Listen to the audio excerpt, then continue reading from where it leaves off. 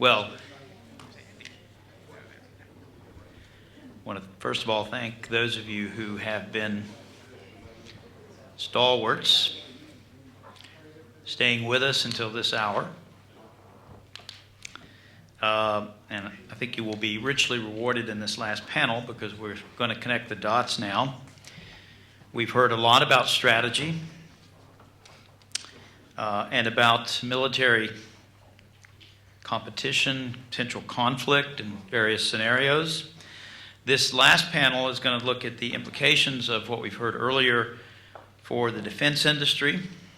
And we have an interesting group here to walk us through this, including my colleague, Admiral Patrick Walsh, who is, I think, one of the few here who has had a position as a flag officer and been very much involved in our military strategy in East Asia. And I'm going to let him go first. He'll be followed by Eugene Gholz, who is from the LBJ School. And he has spent a good deal of time working in the Pentagon on issues of innovation and technology. He will talk to us about transformation issues and innovation. He will be followed by Brett Lambert, who at one point, I understand, was Eugene's boss. At least he said he signed the papers for Eugene. And he is now at NDIA and at CSIS. He was a deputy secretary, assistant secretary, I should say, of Defense in the Pentagon, looking at these issues. And our last speaker will be Andrew Ross, who is coming up from the Bush School at A&M. So you've got all their bios in the booklet, and I will warn you that we're going to do something a little different. That is, we're going to have two speakers first, and that will be Pat Walsh and Eugene Gholz. We'll stop for a minute, take some questions because they have to leave a little early. Then we'll finish with Lambert and Ross and wrap it up at that point. So please join me now in welcoming my colleague, Senior Fellow in the Tower Center, Admiral Patrick Walsh. Thank you, Jim, and thank you for the opportunity to be here and join this distinguished panel. 2 years ago, I left command of the U.S. Pacific Fleet, and I transitioned into the private sector. And so the perspective that I offer today is an opportunity to talk about the world that I was immersed in and completely occupied with for a 3-year period in the Pacific, covering many of the issues that were discussed in the morning panel as well as the afternoon panel.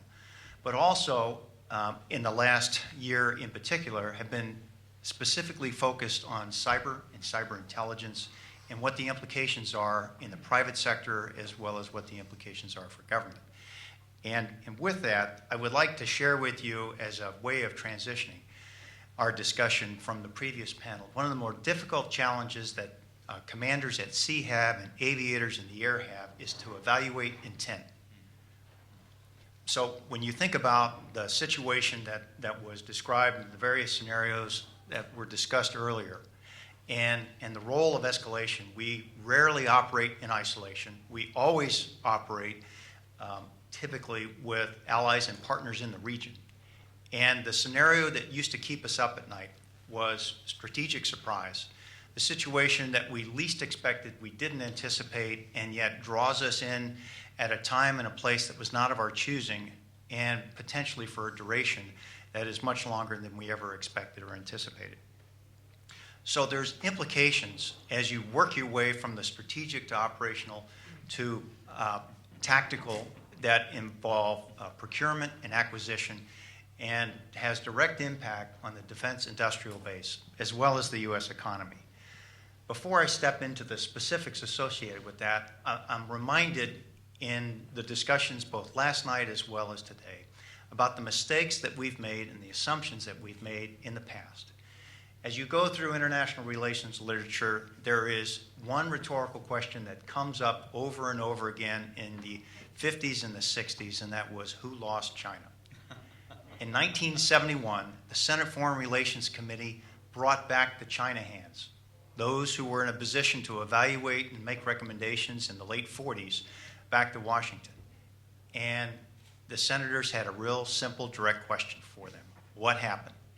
The answer was pretty dadgum amazing, which is, we don't know. We thought we understood China, and we didn't. So these are the people who had worked closely with the Chinese during World War II, thought they had an understanding of where Chinese culture, Chinese interests were, and the trajectory that China was on in terms of as it was moving forward out of the post-World War II era. And we got it completely wrong. So the point is, when we make assumptions, particularly about another country such as China, it's good to pause and ask ourselves, when have we gotten it right?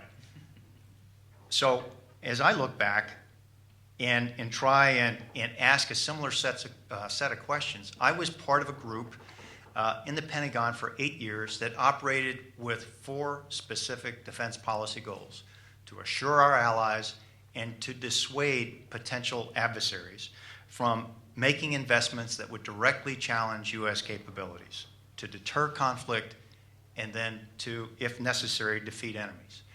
So the question is, who did we dissuade during that 8-year period? Or were the actions that we took ones that incentivized investment that ran counter to our interests? And I think if we were to take a step back and look back at some of the actions that we take, it might inform us in terms of how we look forward at the future. I'll give you another example and point. 1989, our intelligence, which is now open source, unclassified, directly spoke to the issue of the future of Taiwan and its relationship with mainland China. Specifically, it said, and it was very critical of, Chinese investment in research and development. And because the PLA was not investing in research and development, it was on the path to obsolescence, direct language, and that Taipei was impregnable.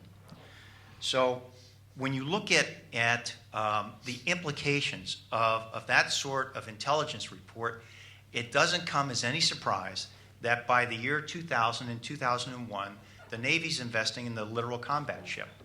Because in the words of then C.N.O. Clark, if you think the enemy is China, it's going to take you to a completely different set of assumptions and platform. If you think the enemy is terrorism and the global war on terror, then that's going to take you to the LCS. The challenge that we have, and that's why this panel is so important, is that in the course of time that it takes to build a ship to specifications that continually change, and then to fashion the ship towards an operating environment that has changed dramatically over time, we end up with a buy of about 50 ships, and then make decisions based on limited number of resources that we're going to decommission cruisers in the region simply because it's too difficult to maintain and too costly to continue to put into deep maintenance. And the result is an imbalance of the fleet in the Western Pacific, where we have the littoral combat ship, which is designed for a crew of 100 or less. It has one gun on it. It's designed to work shallow water, shallow draft, Philippines, Indonesia, Bahrain, and other countries, where having forward presence made sense at the time as part of an overall global effort in the global war on terror. The cruisers, which have been very effective in terms of the ability to operationalize a missile defense capability at sea, those platforms require renewed investment and time. And yet, because of the operating tempo, we have been able to, we have lost that ability to maintain those ships for their extended service life. Ideally, we would have 1/3 of our fleet in the Western Pacific deployed. We'd have 1/3 that's in maintenance, and we'd have 1/3 in training for the next deployment. The reality of it is, instead of the 1/3 rule, we had 45% of the fleet underway. That's because the demand signal, which was articulated earlier today, was so strong for U.S. presence forward that we had to surge capability. We had to make decisions and judgments about the ability to continue with deep maintenance that would take ships offline, and we rationalized a way to keep ships continuously forward. So when you look at that, what you get is a battle force that, in terms of ratios and capability, we lose the heavy punch. We lose the ability to have a forward-deployed missile defense capability. And as a result, as situations change on the peninsula or situations change in the Pacific, then we run the risk of now either straining those assets and the people associated with those deployments beyond the point of repair, or we gap that capability. And as many have pointed out here, the history is such that when weakness is detected, another force will move into the region. And that's what we're seeing. So I see very likely scenarios that concern me, and that is an effort by the Chinese to test our relationships with our allies in the region, to find out, in fact, what that really means when it comes to the U.S. position on territorial issues with the Philippines and with Japan, to determine whether or not the U.S. is really interested in standing side by side with the Philippines when, in fact, the shipbuilding program for the Philippines involves the sending of a former U.S. Coast Guard cutter to the Philippine fleet. So as I read through the headlines this morning, you'll find that from the Philippine perspective, the headline for the Philippines is that the U.S. stands by the security pact that we have, the mutual defense pact that we have with the Philippines. That's big news for the Philippines. That gives them reassurance. When you look at what's really operating behind all that, then you see Coast Guard cutters, and you see an occasional ship visit that is usually emotionally charged when the U.S. fleet comes in for a lot of historical reasons, as well as behavioral issues that continue to flare up and put the fleet in a bad light. And the Chinese are watching that very closely. Again, from this morning's blog, as you watched, the Chinese were inside the U.S. election making judgment calls and messaging what's going to happen in the post-midterm election, what the results mean, and then how effective or effectless the administration will be in terms of reacting to situations as they develop in the Pacific. So what this all means when you add the context of the previous discussion is the thought of having some sort of kinetic action against mainland China is so important and so brutal in terms of what the implications are and the consequences, that for industry as well as for policymakers, the focus is on left of boom. In other words, what investments can we make that deter? What investments can we make that actually will reduce the likelihood of continued escalatory action? One of those investments is ISR, the ability to characterize the location of aircraft, ships, and submarines is a very important part of diplomacy, i.e., as we learned in the Cold War, one of Kissinger's tactics was to be able to say to his counterpart across the table, here's where your submarines are located. This is what we're tracking. Do you really want to continue escalation? As we've learned here in our previous discussions, undersea warfare takes on a new level of importance. That's why one of the reasons you'll see that Indonesia wants submarines, Malaysia wants submarines, Singapore has submarines, Vietnam purchased 6-kilo class submarines. Now, what Vietnam has in the way of historic understanding of how to operate a submarine remains to be seen. But I can tell you, as long as Vietnam loses fishermen at sea from Chinese that are very aggressive with them on the water by impounding their boats and by impounding their captains, the Vietnamese want a response. They want a reaction. They want to stand up to China.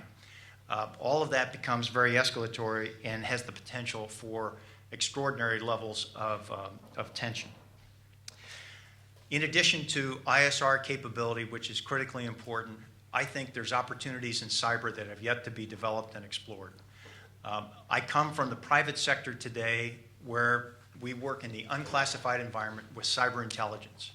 Cyber intelligence is critically important, and it offers the opportunity for cyber coalitions in ways that we could never do government to government. In part of my previous assignment working contingency operations in the Pacific, we partnered with the private sector, and we found that the private sector has innovation and design lead in cyber, and the government tends to be redundant in that area. I think the role that we ought to be playing here is unlocking the role that the capability that the private sector has in cyber and leveraging that with partners in the region in a way that really plays to the U.S. strength. We build coalitions.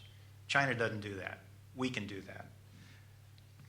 that. Finally, in the area of missile defense capability, this is something that's very, very important to our allies in the region, and there's not too much missile defense capability nearby as far as they're concerned. So whether we're talking about the peninsula or Japan in particular, being able to have a ready response to either overflight or testing that takes place out of North Korea, or the ability to have a response to technical advancements and developments that come out of mainland China, to have a deterrence capability, to have a defensive capability, is an extraordinarily important strategic communication message.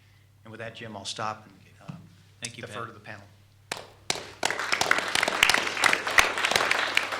Okay, we're going to move quickly now to Eugene Gholz, and he's going to tell us about transformation and innovation, and then we'll stop and take some questions. Eugene?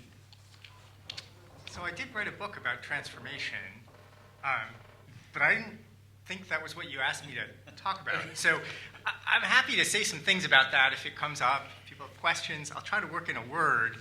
But I thought what people asked me to talk about was, I think your email said, assume the pivot is real, and tell us what the implications are for the defense industry of adopting a change in the American grand strategy, right? So I was going to focus on what would the implications of a new U.S. strategy, or if we take seriously the direction that maybe for 20 years, as Bob told us, or maybe since 2012, the strategic guidance came out that has been called the pivot, might have for the defense industry. If we take seriously that that's what we're going to do, what does that mean we're going to buy, and how does that help the defense industry? And it comes from, I'm going to approach this in two ways that I'm going to try to weave back and forth, right? Because there's an ideal which says that strategy determines what we're going to buy, right? That's from our strategy, we say, what are our goals and what are the means we need to achieve those goals? And so we're going to buy a certain force structure which involves a certain amount of forces and a certain type of equipment we need to prepare those forces to fight, to carry out the strategy. That's the ideal. And I actually think the United States, compared to most other countries of the world, for most of our modern history, has done a good job of aiming towards that ideal. That is, that we actually bought forces and had a strong influence on the forces that we bought and on the kind of relationship we had between the Department of Defense and the defense industry that was conditioned on the idea that we were going to meet a strategy. But I think, unfortunately, that ideal and reality started to diverge fairly strongly with the end of the Cold War, right? So in the Cold War, we did a good job of tailoring the forces we bought for the missions we thought we were going to carry out. And since then, kind of the reality has been that the role of local politics and the politics of the defense industrial base trying to stay alive and take more rents from the U.S. government, to take more money from the U.S. government, has played an increasing role and has reduced the relative role that strategy plays in deciding what the United States buys, right? And so for the last 20 years, I would say that politics have played a big role. And as a result, what I would predict for the future of the defense industrial base in that kind of pure political story is continuing to buy what's politically advantageous and politically good for the defense industry, not necessarily what serves the pivot, right? And so we can think about how close can we get, given the modern politics of the defense industrial base, to buying the equipment that we would need to execute the strategy laid out in the pivot or the rebalance. Now, the good news is when I get to the end, I have sort of a relatively happy story, right? Because that comes across starting out to say we're not going to be prepared to execute the strategy, which that could be. But look, the result of where the defense industrial base is today and has been for the past few years is that our adaptation in the defense industry to the pivot, to the new strategy, has been quite slow. And it's hamstrung, it's held up by politics. So the political incentives, it used to be in the Cold War that if somebody came to Congress and said, I know this project, this weapon system that I want to sell you doesn't work that well and isn't actually that useful for the strategy that we have to defend ourselves from the Soviets, but would you buy it anyway because I'll give you some campaign contributions and I've got a lot of workers in your district, that Congress usually had a tendency to tell them to jump in the lake because they were genuinely afraid of the Soviet Union. There was a significant security threat to the United States that constrained the political bad behavior. And what we've seen instead since the end of the Cold War is that even though defense budgets have come down, we have not fundamentally changed our acquisition trajectory. We are buying, so all but one of the major production lines that were producing weapon systems for the Cold War are still today producing weapon systems in the United States. Sometimes they're derivatives, sometimes they're a next generation, but we have not adjusted the defense industry in terms of what we're making. Production rates have gotten slower, unit costs have gone dramatically up. People aren't paying that much attention to unit costs because it's really about the politics, about spreading money around to the district. It's not about are we getting the best weapon systems. And we've allowed ourselves to for political reasons, get into kind of a fantasy world where in the last decade, the best example is in space, where we design, somebody mentioned gold-plated and exquisite systems earlier. We designed super constellations of satellites that would be incredibly capable, multifunctional, do 27 different things, be extremely expensive, but really too complex to actually work. Right? It turned out to exceed our technological capabilities. And in the first decade of this century, we spent a huge amount of money on the, let's leave aside classified systems, we don't want to talk about any of that here. The unclassified systems, we spent a huge amount on a series of satellite constellations, none of which were delivered. None of which went into space, right?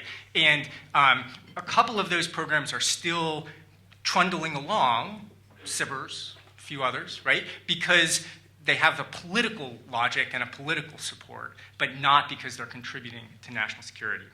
So the politics would say we're not going to adapt. And there's some examples of how the politics has changed. So what does this mean in terms of the pivot and the adaptation? Well, so I'll just say a quick thing about Army, Air Force, and Navy, right? Each kind of forces. The first is the Army. There's a very good question in the last panel that the panel didn't answer, which is what the hell is the Army supposed to do in a fight in Asia based on the pivot? What's the role of the Army? And nobody took it up. So it's not, I love the Army, right? I worked closely with the Army when I was in the Pentagon, but I don't know what it's for right now. And the Army is trying to figure out its next generation of what to invest in. And so one of the things I worked on in the Pentagon that I thought was a really great idea is the Army said, we need to prepare for what's next. And so we don't want to buy more tanks, right? The Army said in its proposal, we don't want to buy more tanks. We want to take that money and invest it in the future, in R&D, and things that might be relevant. And they went to Congress with that, and Congress said, we don't trust you that if we stop buying tanks, sometime in the future, we won't just completely lose the capability to build ground forces. And so Congress, despite our repeated negotiations, the Army saying, we don't want more tanks, we're going to invest in specific technologies, Congress kept funding, just buy some more tanks, right? Even though the tanks were quite more expensive than the investment plan that the Army was proposing. Right? Politics were dominating and preventing the Army from adapting in the direction they needed to adapt.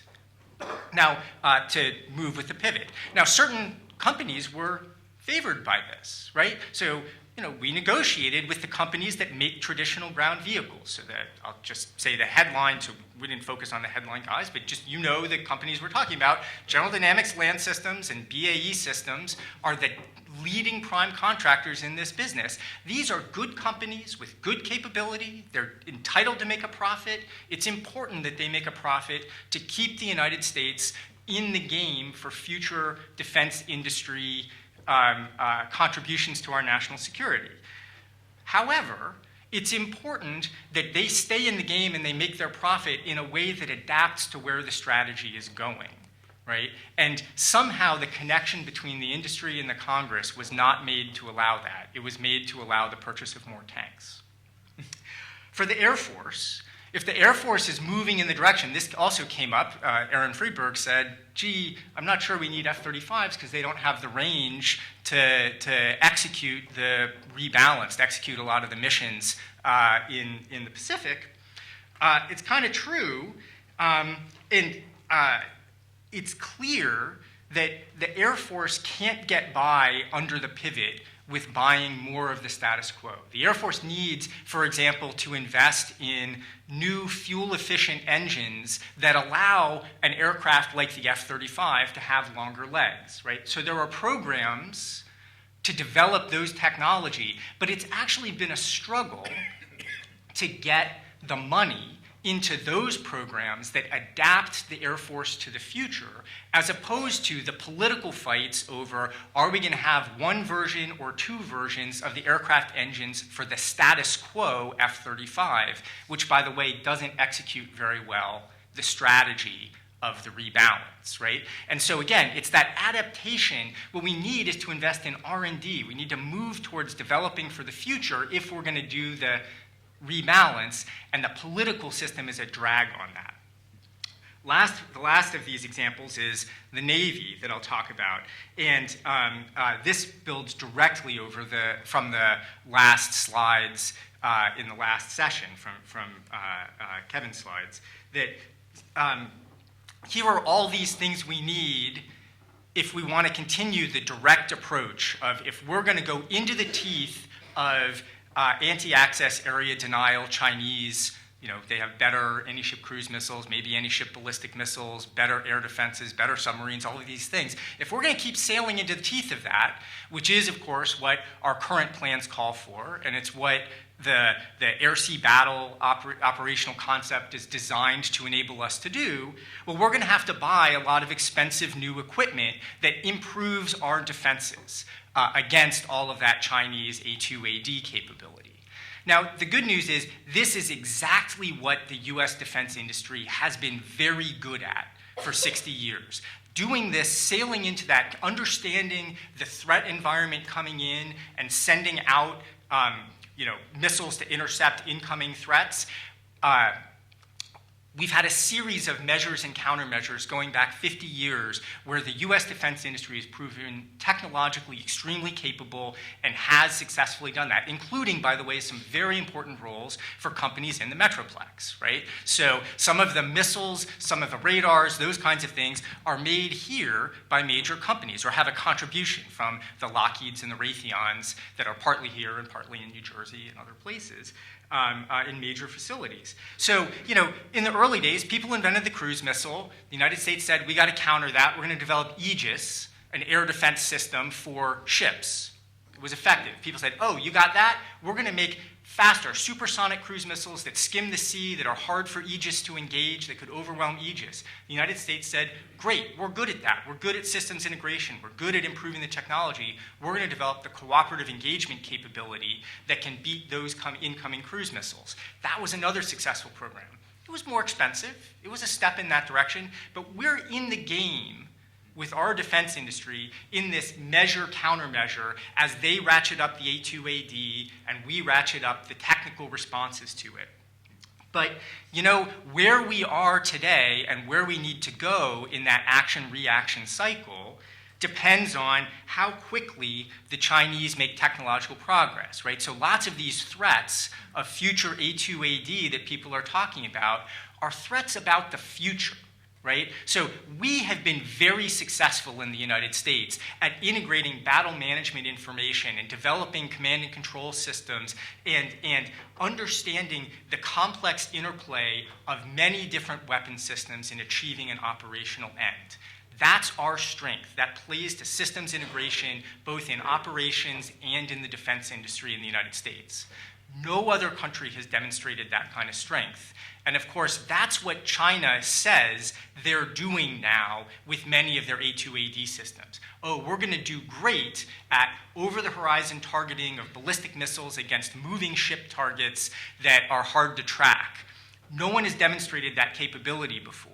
Right? The United States and the Soviet Union screwed around with those kinds of technologies in the 1970s, and we gave up because it was too hard, right? Now the Chinese are saying we're right there, right?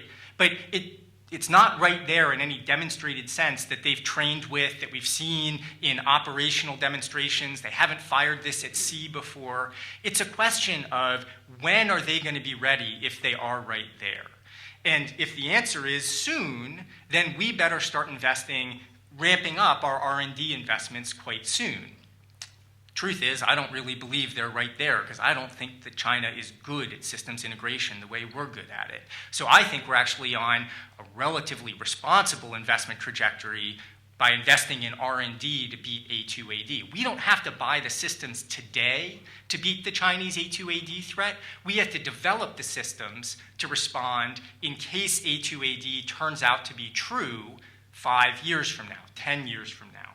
And so the good news story, we have a little bit of time, and that's on the strategy side. And on the politics side, just to conclude, I think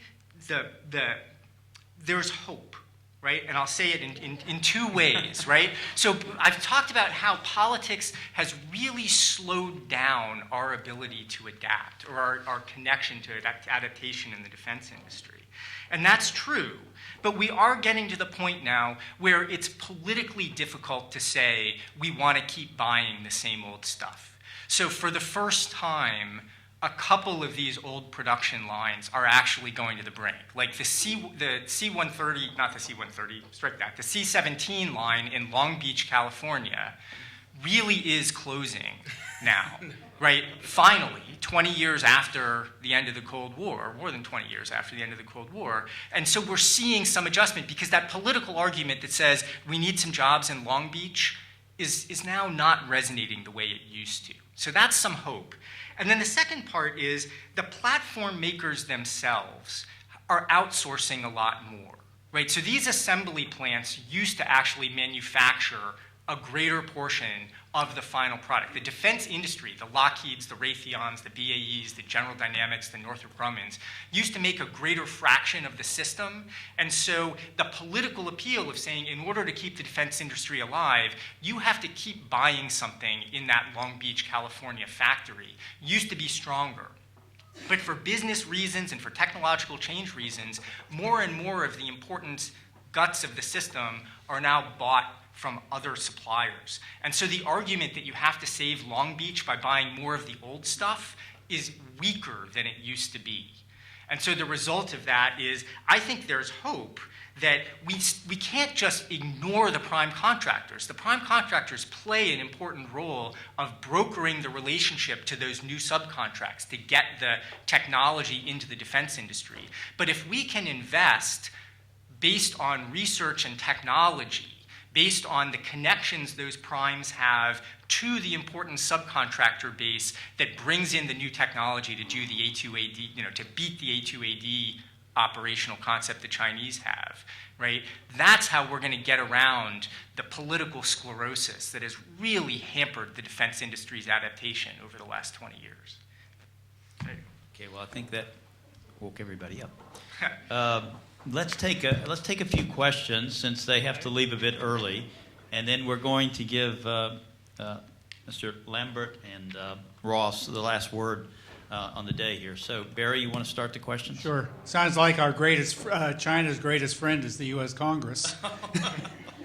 I wanted to ask a question about the Google purchase of the robotics company recently, where they said that they will continue with the current projects but they may not engage in any future R&D and development.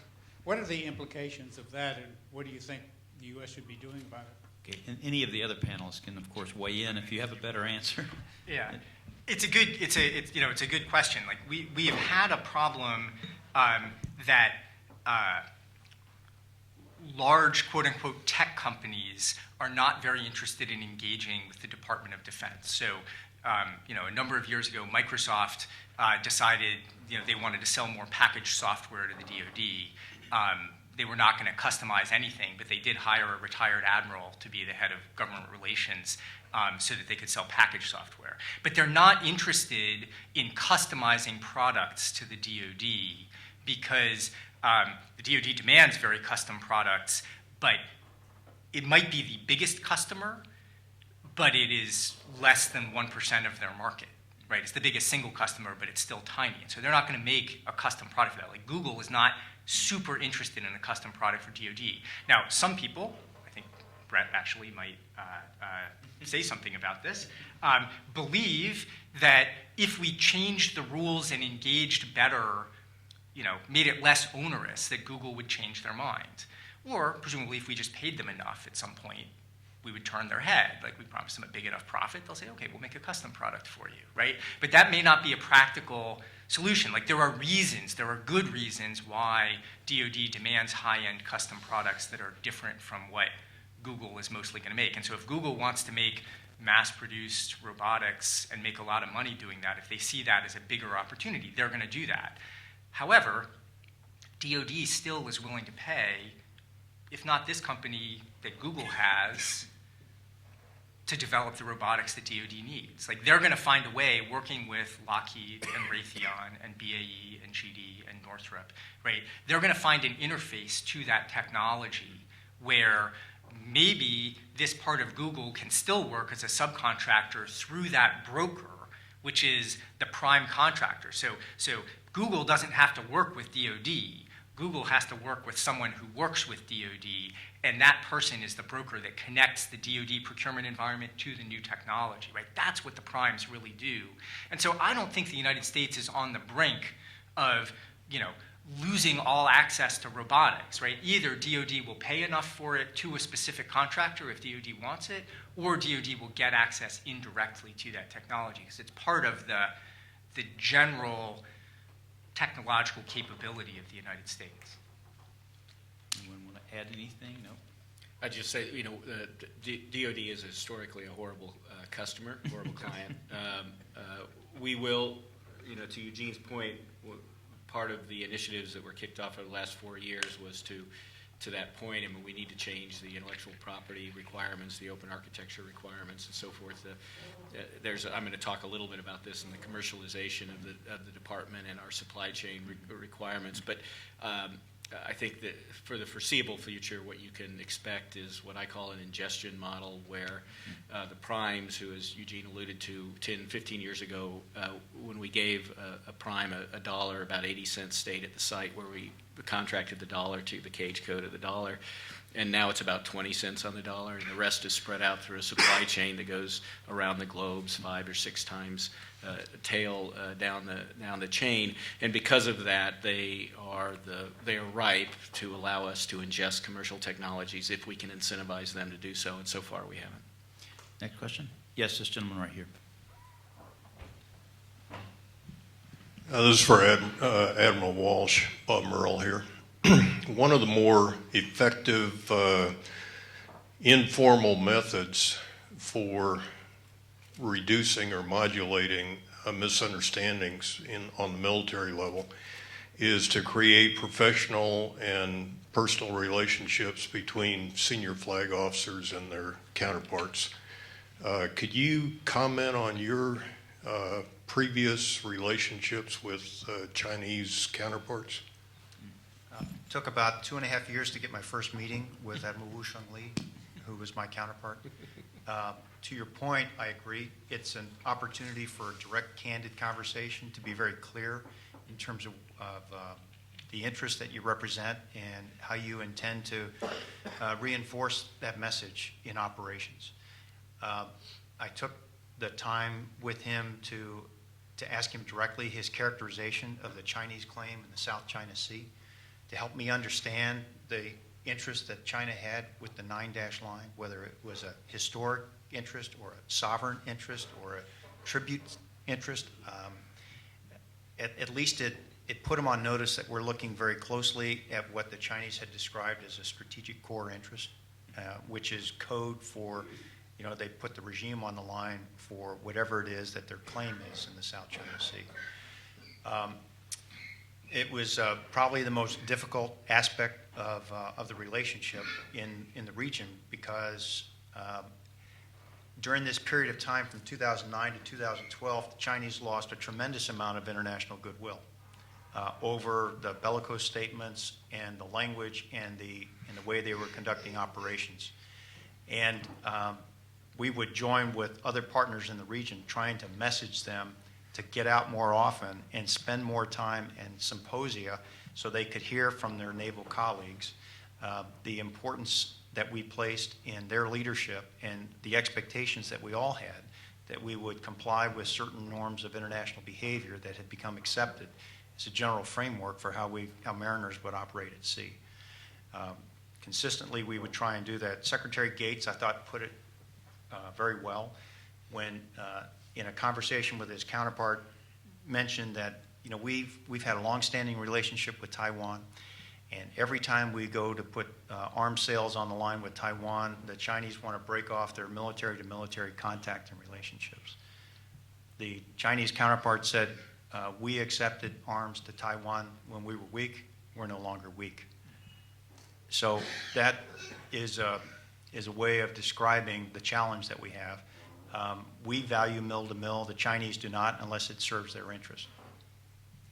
Any last questions for these two gentlemen before we lose them to flights here? One more. Wait, yes, this gentleman right here yet. At the present time and historically, the U.S. military posture in terms of capability has always been catching up. And we've always been in a defensive mode. And that translates into taking roughly 3 to maybe 20 years to develop a system. And no doubt that once it's designed and in a prototype stage, it's already obsolete. My question is the United States doing anything to really think in long-range terms to develop a capability far in excess of what we already have?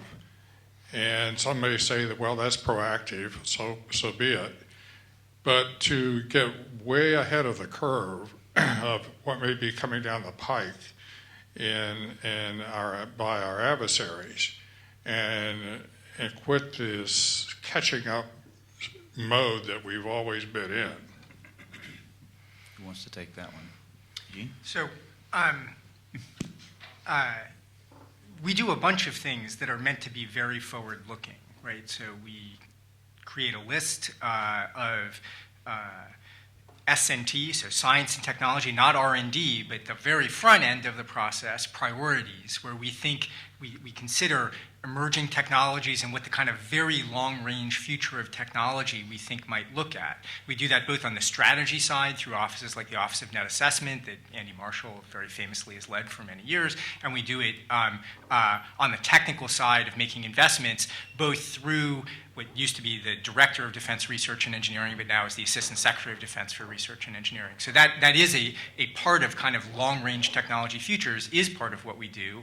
And then we have actual programs that invest in, as you mentioned, developing prototypes, things like DARPA, which people can debate how to spin the implication, but DARPA proudly wears the badge that 90% of their projects fail, right? They say that's because our projects are so forward-looking and high-end, and other people would look at that and say that's because you choose crazy things to invest in, and you could make better choices. And there's really no way to answer that except by gut feeling, like how much is enough investing in the really long-run future.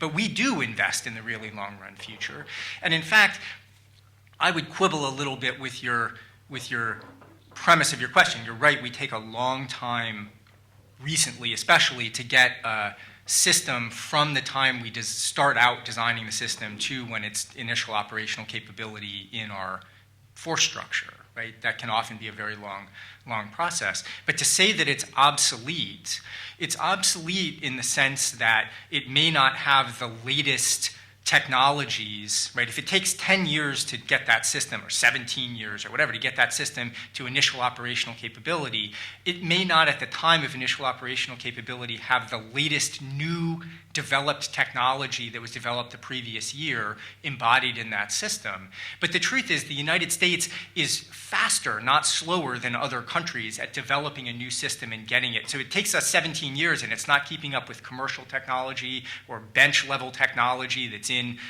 universities, but it is getting it deployed faster than potential adversaries or potential friends, right? So the Europeans take forever to design and build an aircraft or a ship, or the Japanese, developed the FSX, which was a supposed evolution of the F-16, right? And they kind of deployed that at much greater cost after a much long gestation period, right? Because they don't, you're right, it's not the latest in civilian technology, but our technology, when it deploys, is the envy of the world on the military side, where other people are dealing with even longer deployment cycles than we are, right? So you have to think about who you're competing with, because it's not Google, right?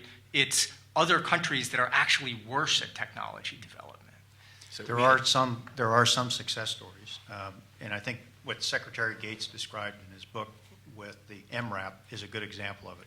But that was a source of frustration because of the tremendous loss of life that we were always behind on. And developing a vehicle that could survive that kind of explosion was a cause for him that he rallied the services, and frankly, he blew stuff up in the building in order to get people focused on a sense of mission and urgency with the procurement and acquisition of a capability that was survivable for those on the ground.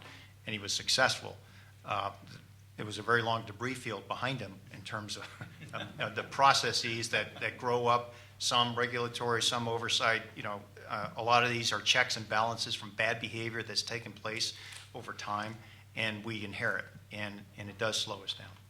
Okay, I think we're going to have to stop there with these two because we want to leave time for the second half of the panel. So again, thank our participants, Admiral Walsh. And as the Admiral walks out, I'll tell him one story that he probably hasn't heard, but I got a call once toward the end there from Secretary Gates, who asked me if I could come up with a model of the MRAPs. He called me out of the middle of nowhere and said needed to go to the vendors and find a model for me, and so I dutifully did so, and of course I didn't know why. And if you walk in the E-ring now and you look at his portrait that was unveiled, his portrait has him sitting on his desk next to an MRAP. That's how important it was to him. Okay, well, let's now turn to Brett Lambert, who will give us his formal presentation, and then Andrew Ross, who has the enviable position here of having the last word in a long day's conference. But hang with us, and let's hear what they have to say, and then we'll come back to them for questions. So, Brett Lambert. Sure, and I'll like to open it up to as many questions as I can. But I also came from industry, working in the defense and intelligence field, went into government, and back in industry. So I have a bit of an odd take on a lot of this as well. And the first question I was asked is the rebalance real? When you think of what what real is for the military, I would say you have to think of in terms of checking off 5 boxes. The first one is an idea, which typically takes years to develop. It's usually universities who come up with the first idea, or academics, if not decades. Then you have to think of how that idea is translated into a policy, a coherent policy, and there everyone gets involved, turf fights and elections and hearings, and you come up with a policy that's directionally correct. In this case, is China important? Is it a gravitational center? And then where the rubber really hits the road is, do you start developing budgets around that policy? What do the services do with their long-range budgets? And what do the services do with their physical assets? In this case, moving to 60% of the fleet to the Pacific region is a clear indicator. And then from budget, you get to spending, and that's really where you know that this is going to take over the long term. How much will Congress accelerate or deter spending in the priorities that have set up in the new policy and new budget? But if the spending is there year over year, it's a strong indication. And then finally, the sustainment, which goes to the base structure, your forward presence.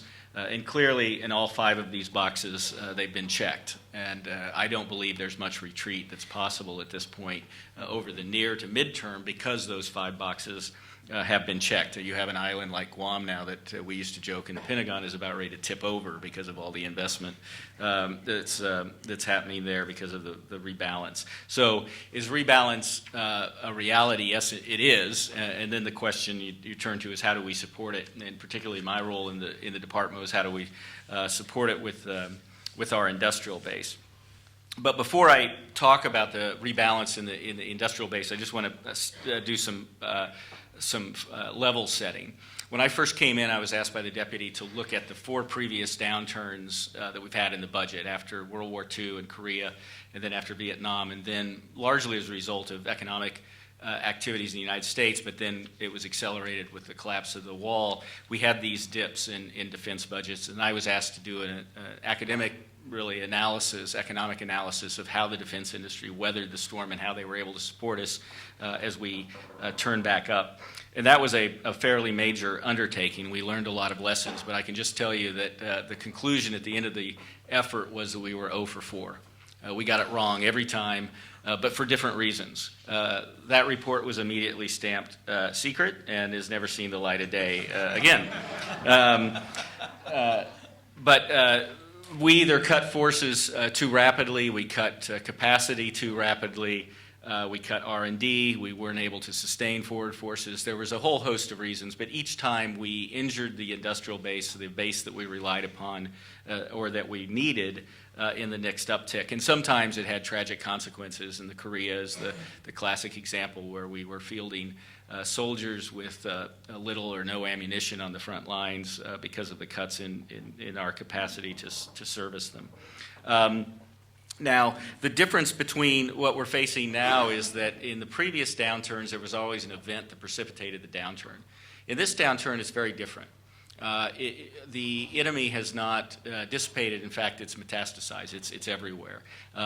We have a much more challenging world environment, not a less challenging environment. Moreover, in the previous downturn, all of our stuff was new and shiny. We had prepared for confrontation with the Soviets. The Soviets went away, but we had bright, shiny F-16s with a lot of hours left on them. Now literally everything we have has been rode hard and put up wet. And in fact, it's more valuable to us to destroy it in theater than to bring it back. So we are from an industrial point of view, our systems are old, they're tired, and they're as worn out as the soldiers we've had put in them for the last almost 15 years. The next thing to understand about the industrial base is the United States government, this was a decision that was made after World War II, doesn't make it a damn thing. We don't produce anything. We buy everything. Ships to shoestrings. I liken it to the Mall of the Americas. If you've ever been to the Mall of the Americas, you go in and there's like 10,000 stores, and you know the anchor stores. In this case, you'd know Lockheed and Boeing and Northrop. And then there are 1,000 other stores in there, and you walk by them and you say, who the hell would buy from them? Well, we do. We buy everything.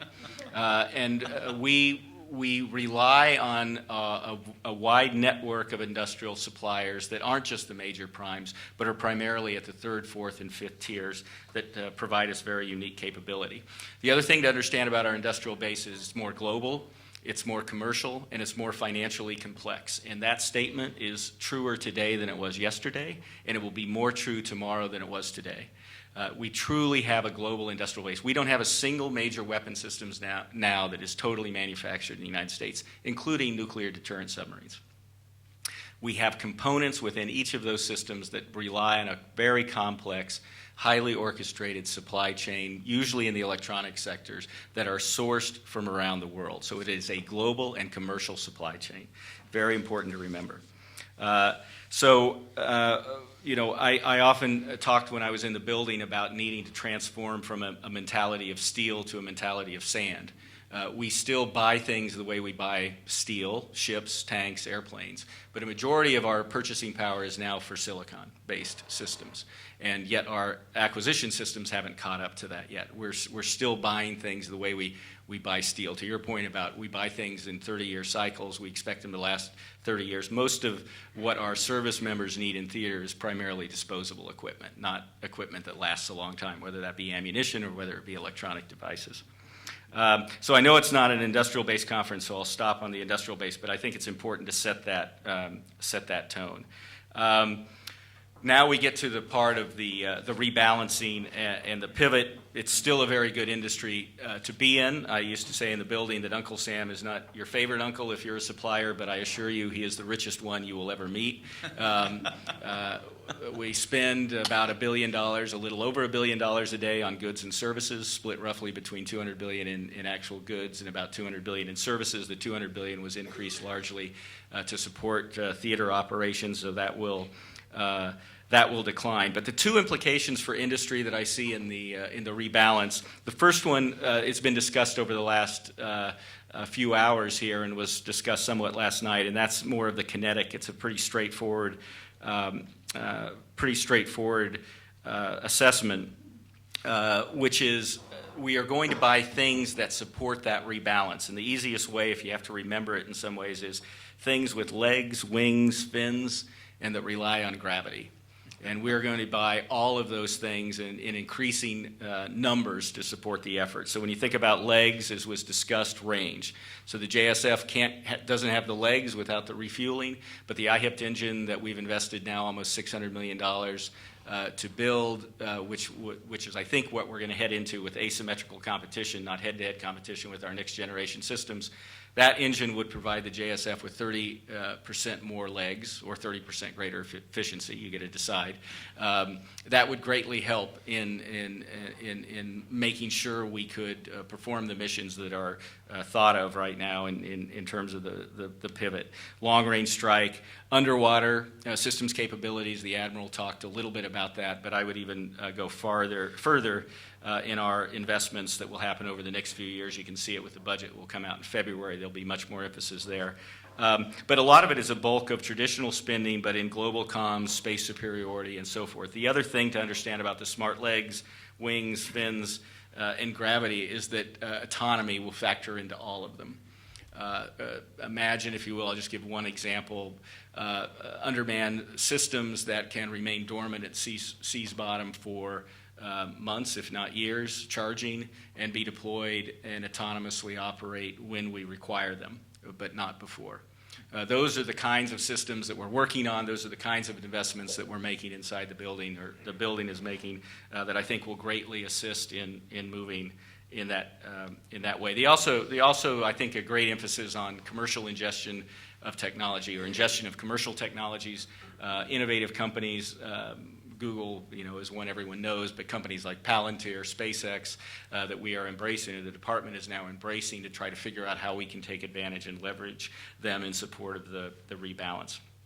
Now, the last thing that I want to spend a little bit of time about, and this is, I think, is an incredibly important on the rebalance front, not just for the U.S. defense industry, but for U.S. industry overall. And I challenge everyone in the room. We've been talking about really, in my opinion, academic kind of throw weights, and do we have power projection? Can we take out radars?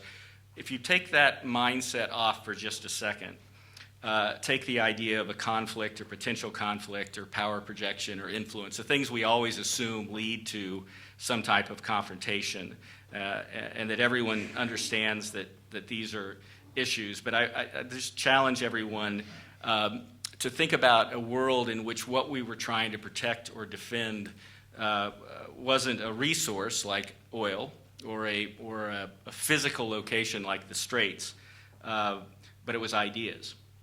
Not an idea, not ideological, but ideas.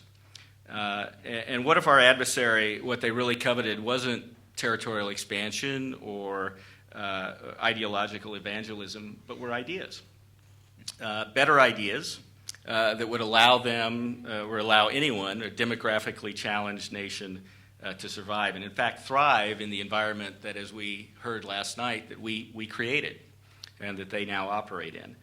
And the Pentagon's pretty good at planning for pitched battles at sea and pitched battles at the land, but they are really bad at planning for battles of ideas. And I just say that from a technology company that should worry the United States, not just from a defense industrial base, but from our total industrial base, is the large-scale wholesale theft of intellectual property that occurs both officially by the Chinese government, but also from the actors that they support. And there's no sense in going around it. I mean, I think we need to discuss the issue head on. It's if you take Keith Alexander's from Cyber Command, he put the Cyber Command put the U.S. intellectual property at valued of about $5 trillion. $300 billion of that is lost every year through cybercrime. That's about 6%. Additional through traditional means. But he referred to it as the greatest transfer of wealth in history, and it's ongoing. Most estimates that you see, and I think these are conservative from my time in the buildings, about 70% of that originates from China. That equals the $300 billion is about equal to the total amount of U.S. exports to Asia every year. If you look at the Defense Security Service report, which I'd encourage everyone to look at their website, dss.mil, 50% of all intrusions come from the East Asian Pacific theater, which is an 88% increase over last year, 245% increase over last year in network attacks, 42% increase in academic solicitations as a media collection, 77% increase in aeronautical targeting, and overall, there's a commission that the theft of American intellectual property, which puts the numbers much higher than even this. So what we spend money on to think about what we do next, if we don't secure the information and the ability to protect that information, we're really providing potential adversaries, even if not military adversaries, certainly economic adversaries, the very tools by which they compete with us. And when you think about that, we have about 13,000 cleared facilities in the country. These are manufacturing facilities where we have classified information going on. Almost all of them have now been targeted, and that's from information that was derived last year. So the implications are not just for the defense industry, they're for our industry overall, and I just would caution everyone to recognize that it doesn't have to be a kinetic conflict. As the Admiral alluded to, the cyber efforts and the exfiltration of information can be just as damaging and frankly has already taken a toll on the industrial base. What an uplifting way to conclude that particular presentation. But fortunately, we have Professor Ross with us from the Bush School of Texas A&M, who's going to provide a grand synthesis and tell us what is the consensus for this meeting today, and hopefully he will give us some silver linings here. So let's turn it over now to Professor Ross to wrap it up, and then we'll take some final questions. Okay, great. Thanks a lot. And like the other speakers, I'd like to thank Josh for inviting me to this conference. It's been great to come up here and spend a day with everybody and get see a few old friends and meet a few new folks. So this has been great. I think the guidance that I was given by Josh was pretty similar to what Eugene got. Assume the pivot, the rebalance, whatever you want to call it, is real. What does it mean for the defense industry? And maybe industry generally, as you were just discussing here at the end. I think I'll come out to a pretty good news story when it comes to industry. But what I'm doing is what Eugene said we always used to do during the Cold War and don't do as well as we used to since 1989.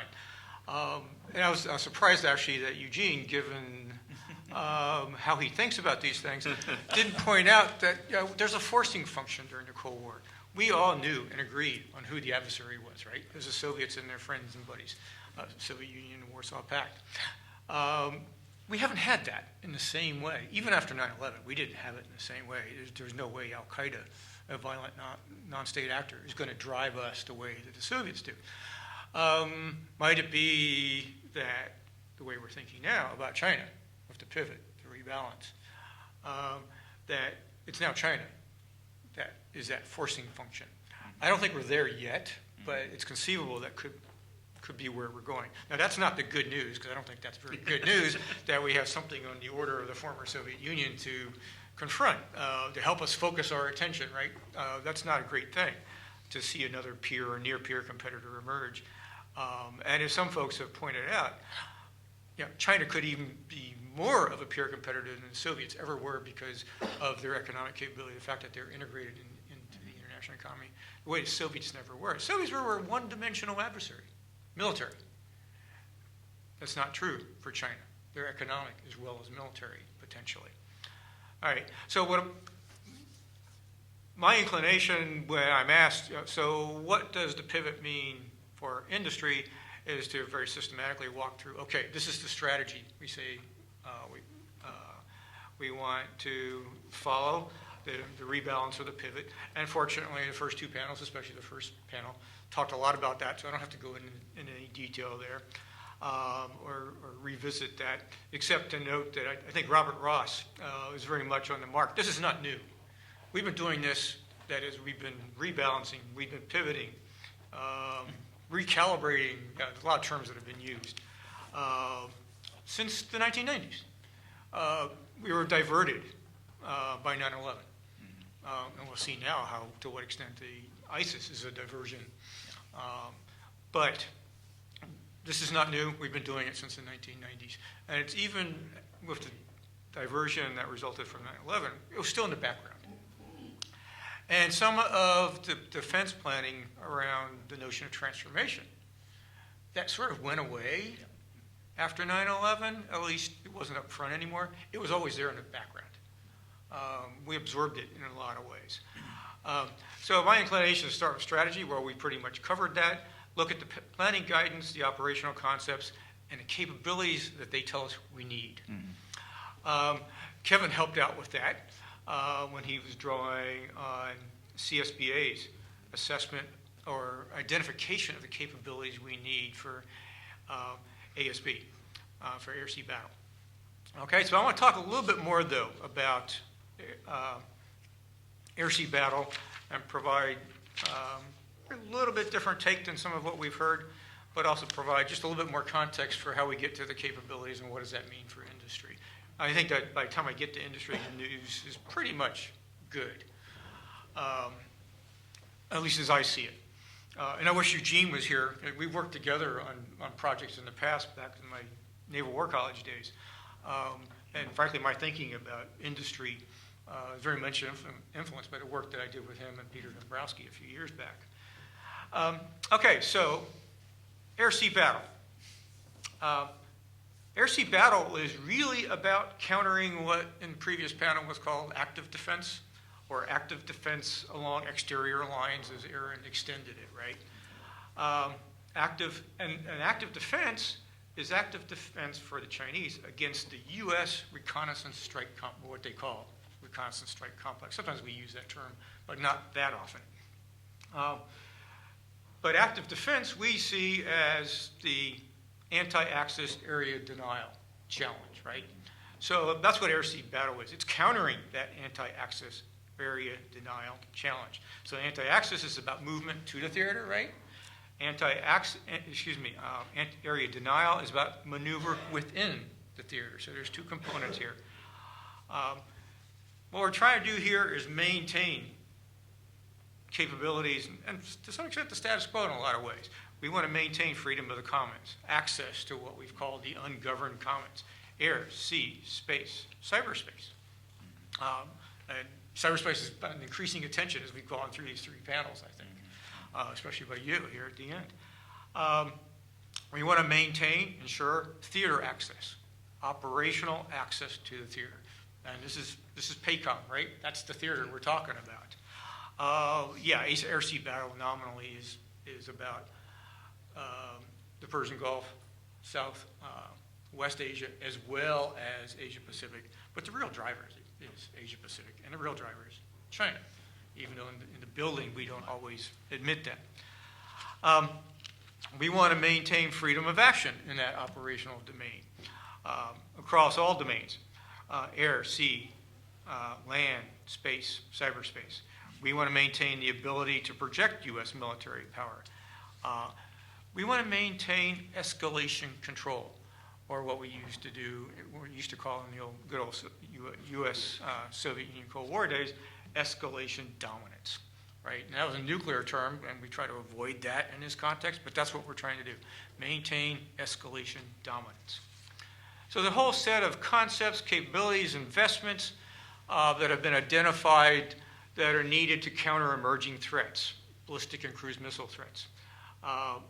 And here we are pointing explicitly at China. Advanced submarines and fighters, electronic warfare, mines. Air-sea battle talks about the anti-access envelope.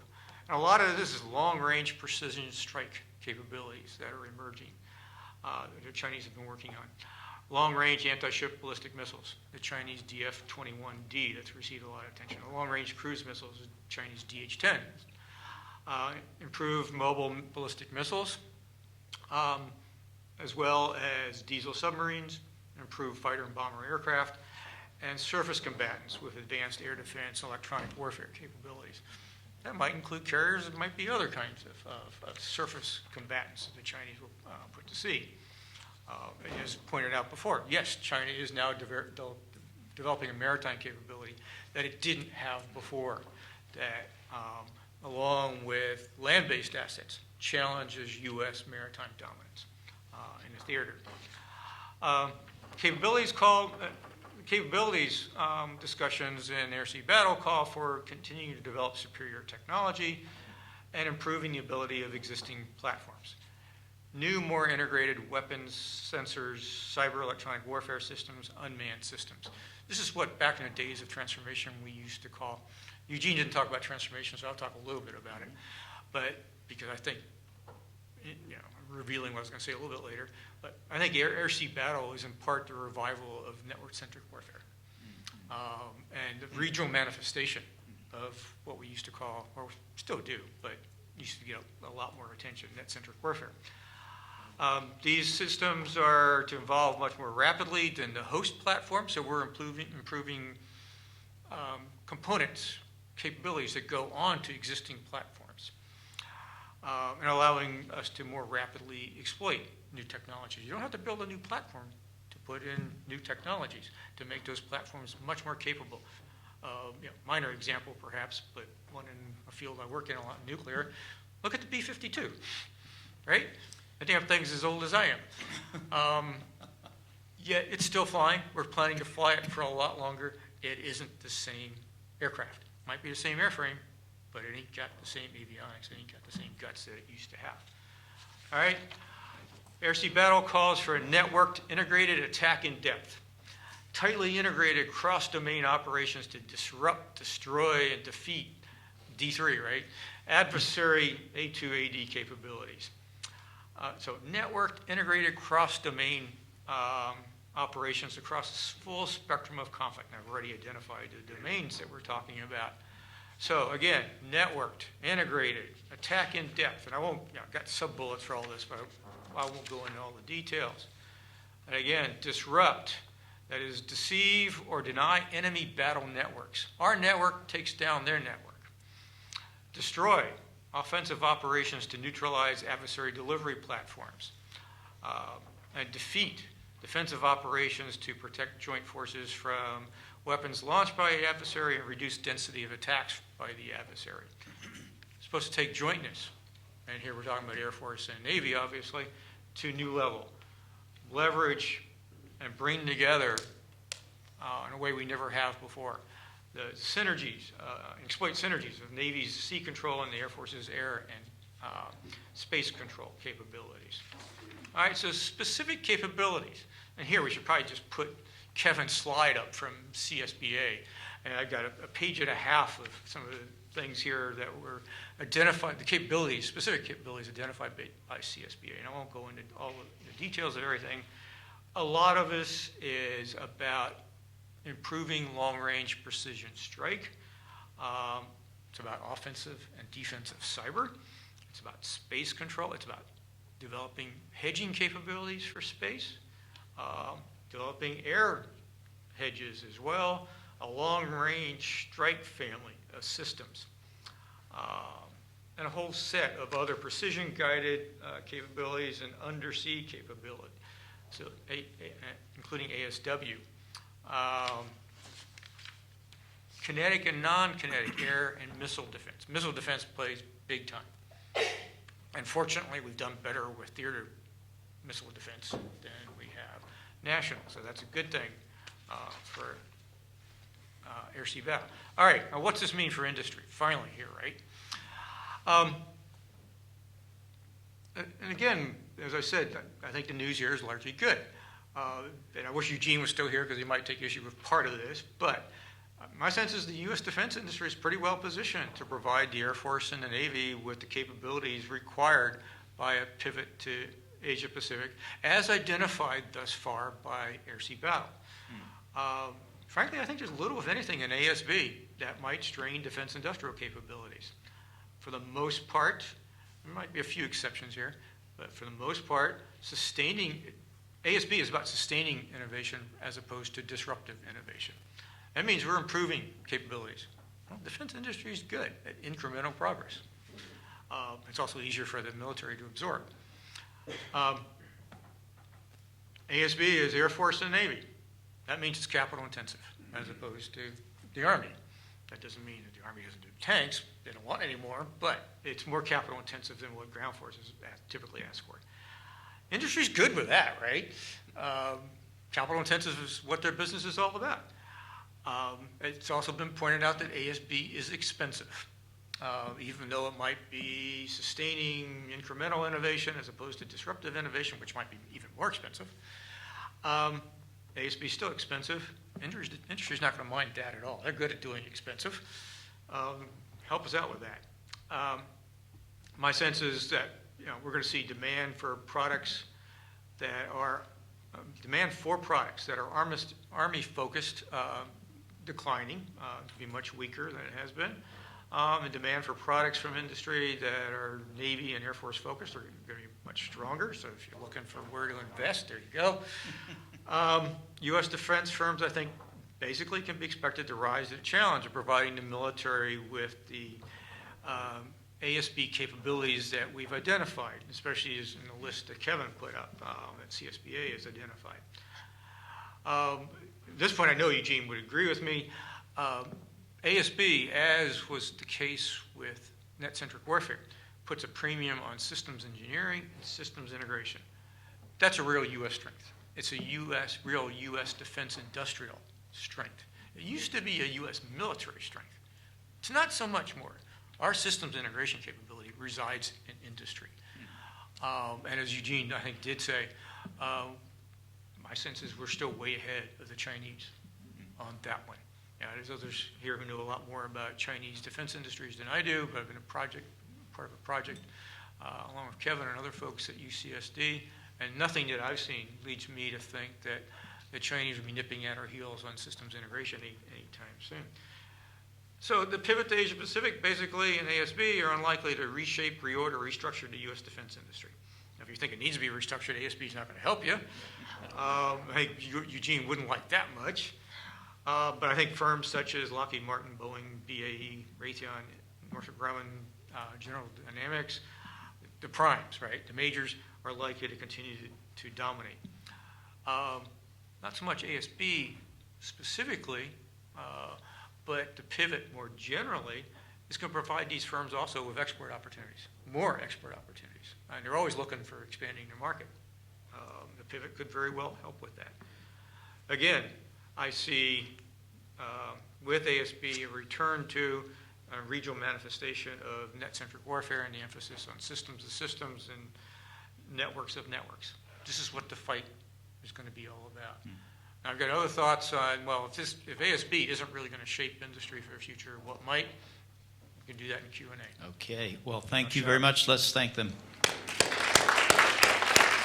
Well, since you have stayed this long, and these are the last two panelists of the day, we still have 9 minutes for Q&A, and the floor is open to any questions that you have. I see one gentleman coming to the microphone here, so why don't you kick it off right here, up here.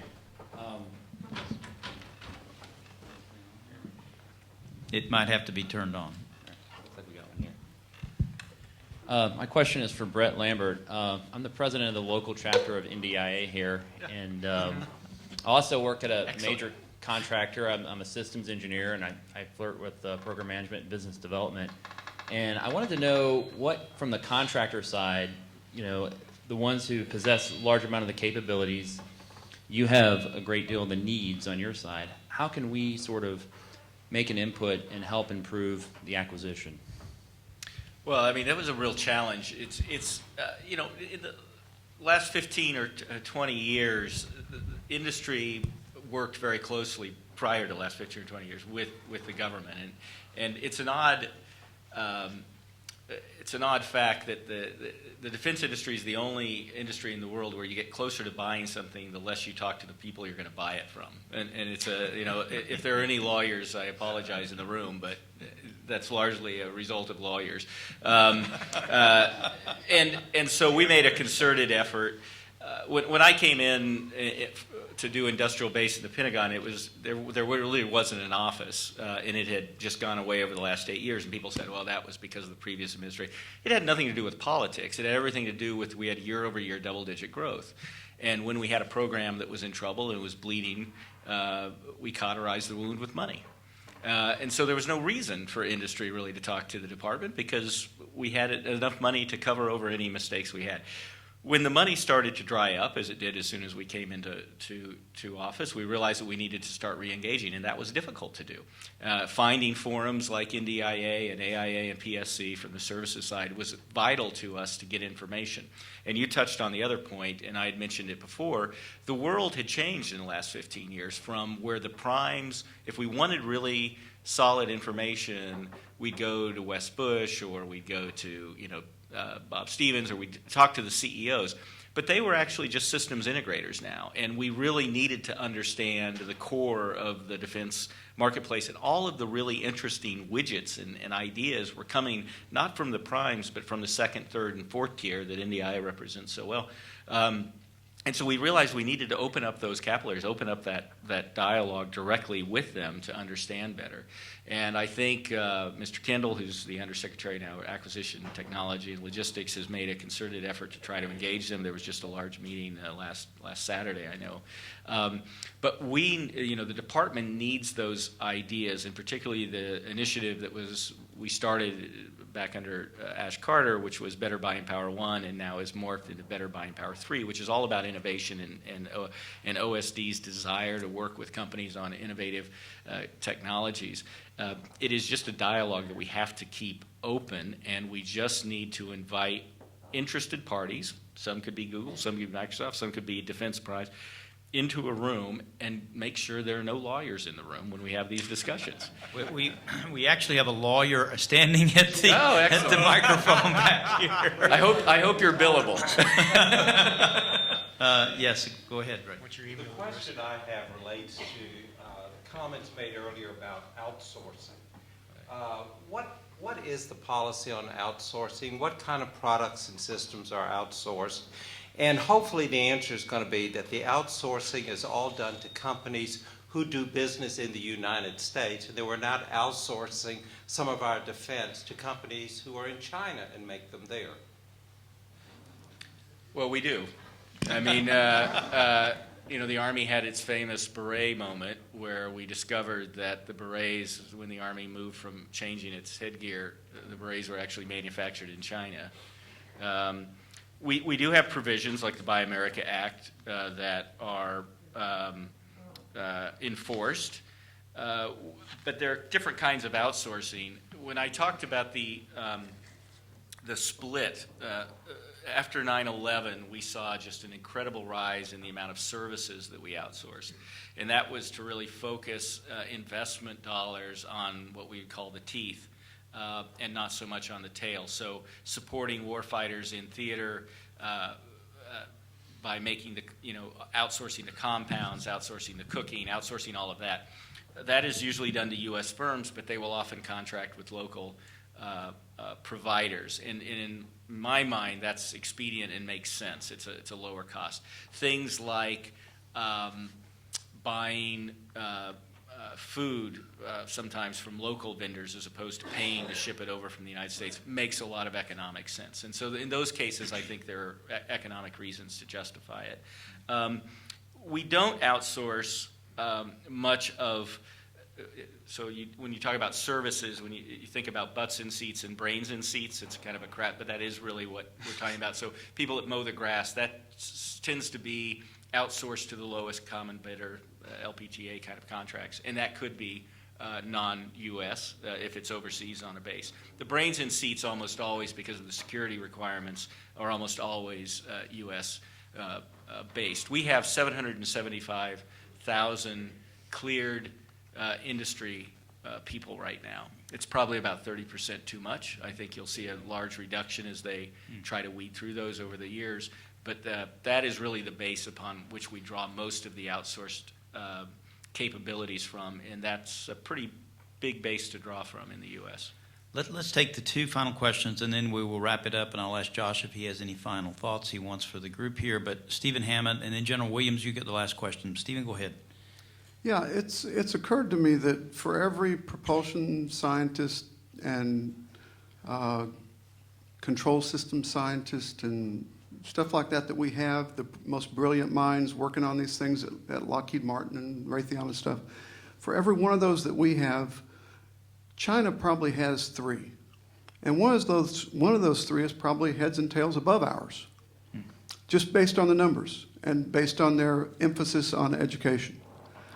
And it occurs to me that if we really provoke them, that they would come together in a powerful way and maybe outcompete us.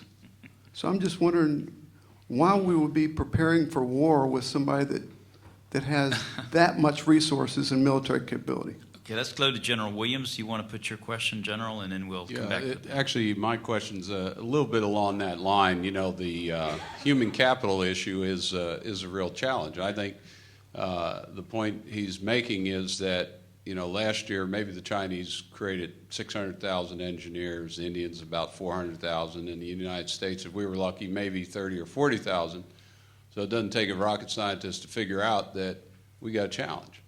But the other part of it is from the acquisition perspective, and I know Secretary Gates had talked about this a lot, and that was essentially blowing up that system, the old system that was done back in the 60s, and rethink that system. Now, we did something that was really good, and that was we gave Special Operations Command their own budget, which allowed for some innovation. The other piece is in the nanotechnology space. I think that's an area we probably really could do great at. And what I never saw and what I'd still like to see is a Manhattan-level type of project where we really take advantage of nanotechnology, which is really one of our strengths ahead of just about everybody. I don't see that coming. Now, we have some brilliance there in O&R and places like that, and the Air Force Research Center and so forth, but and some of that's here in Texas as well. But at the end of the day, I don't see that coming from policy. You know, in other words, you know, in the acquisition, the technology area, you know, DARPA tried to push some of that. It wasn't all that successful. It seemed like it kind of faded. It was kind of like our Super Collider project. You know, it would have been great if we kept that, but we didn't. So I'm just wondering from the standpoint of an acquisition policy perspective, is if we're going to really do the things that we say and we're going to pivot and we're going to, you know, retool and do all those sort of things, is why we would not look at these technologies that really would make a difference and be truly disruptive get us ahead of the game. Okay, let's come back to Professor Ross. Mr. Lambert, you want to try to answer these questions, and then we will let Josh Robner have the last word here. Sure, I can. They're somewhat tied together. First of all, I would take one of our engineers for 100 engineers from any other country. We may train them, and if there was a happy side of my theft story, it's that once people steal it, they don't know what to do with it. They can print it out, they can build it, but they don't know why it was designed. They don't know, they don't understand the cognitive process that went into it. So from rote memorization, rote engineering, numbers we will never win. But that's not the battle I think we should be fighting. I think it's more along the lines that General suggested. When we came to a crossroads in what was called the Next Generation Bomber program, and we weren't ready to make a decision on that program. We had several teams that were investing quite a bit of their own intellectual capital, but also taxpayer money. And our choice was to terminate the program completely, or to make an investment without a certain outcome that would allow the teams, the engineering teams, these are small, 30, 50, 100, 200 people teams, allow them to stay intact among the competing firms over a period of several years. So it was not inexpensive. I mean, it wasn't cheap, but we put them to productive use. And when we finally were ready to go out 3 years later with an idea, we had an incredibly solid base to draw from. That was an important lesson that the department learned. I have to say the service went kicking and screaming because it was their money. But a telling moment occurred at very senior levels when one of the senior people who had been there many, many years before said, look, we're conducting operations now, and I'm the beneficiary of sending people into harm's way who have the ability of night vision, we own the night, have the ability of stealth. Those were investments that my predecessors made that weren't popular back then. I'm going to make the same kind of decisions now in engineering talent, in capabilities, in next generation capabilities like nanotechnology, synthetic biology. Those kinds of investments are being made, and the point is to try to keep design teams, try to keep the leading edge of those design teams. Then the challenge we have, to the point about the engineers that are coming out of India and China, most of them are trained here, and we have a system that doesn't allow us to retain them here. So that doesn't make a lot of sense from either an economic or an engineering point of view, but that's another political problem. But I'm very optimistic about our capabilities on the engineering side. I'm also very optimistic about our 6.1 through 6.3, which is the most basic research, has actually been well protected. Where we've had a 50% cut over the last 4 years, and it's continuing to degrade, is in the 6.4 through 6.6, which is really the prototyping. How do we take an idea and actually get it into a product? That's where I think we're losing a lot of initiative, and we're losing a lot of capabilities. We had a case when I first got there where we could not find an engineer who knew anything about contact fuses. The last one was from MIT, and he died. And we really needed somebody to know about contact fuses. Those are the kinds of industrial base issues that kept me up at night. It was the one or two engineers. It wasn't the large production facilities. But I think we're making progress in keeping a handle on it. And again, I would trade one of our engineers in the defense industrial base for 100 of anyone else's. Professor Ross, any final thoughts? Just a quick comment here on the human resources issue. I think Brett's covered it well. I too am quite confident in the science and engineering capabilities that we still have. And I think there's from what I'm seeing, there's a real quality control problem. We hear about the numbers of scientists and engineers that are being churned out in China. There's a real concern about quality of those scientists and engineers. So I'll go with ours as well. I think there is an HR problem, and you alluded to this at the very end.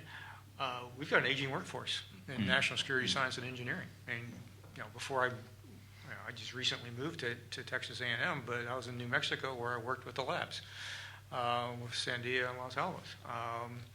And before I worked with folks in industry. The real HR problem is not the quality, it's the aging of the workforce. and passing down, finding the people that have the skills you want when you need them, but passing down what we know now to the next generation. Yes, it's a challenge. You want more fantasy football, less AARP meetings in your last. Well, I'm going to ask my colleague Josh Rovner to say the benediction here. Well, first, please join me in thanking Brett and Andy for terrific comments. The end of comments of a fascinating day of panel, some wonderful presentations, and a lot of food for thought. Certainly, this is not an issue that's going to go away anytime soon. And stay tuned. If you're not on our website and you're not on our email list, you should be, because we'll be doing a lot more on China and a lot more on national security in general. A couple of quick things. Thank you for staying around to the last panel. I know not everybody was here for some of the earlier ones. Everything will be online. All of the videos will be online. Those should go up next week or perhaps the week after as soon as we get them edited and ready. So you'll have a chance to go back and see other panels if you'd like to do that. One other, the most important thing is to thank our staff. If anybody has put one of these things together, you know how much organization is involved. And we're lucky to have the greatest staff in the world. Luisa Del Rosal, June Pune, Ray Rafiti, and Cindy Thompson are fabulous, and they really make this thing work. So please join me in giving them a big hand.